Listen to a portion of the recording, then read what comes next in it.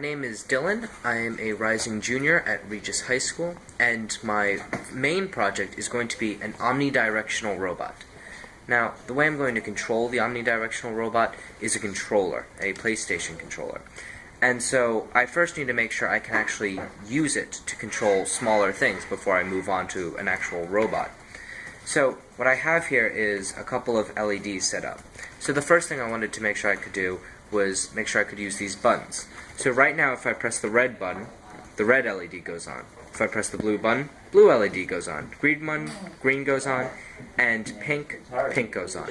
Now pink's special because I got all the buttons working, but I realized that the most important thing I'd need to use are these analog controls. And so right now, if I set it up and I push the right analog stick up, the LED gets brighter, and then I push it down, and it will go off, or I can dim it.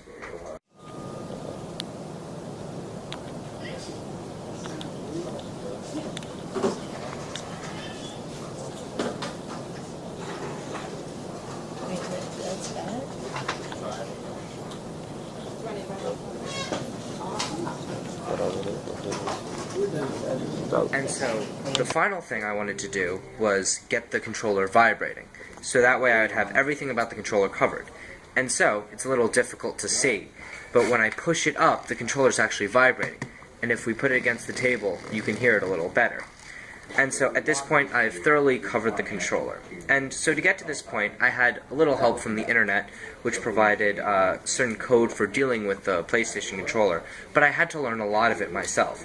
I learned certain functions, like how to dim an LED using analog controls, and how to use the map function so that I could actually invert it, because beforehand when I pushed the button up, when I pushed the stick up, the LED went off, and I thought that was counterintuitive, so I learned how to invert it in the code.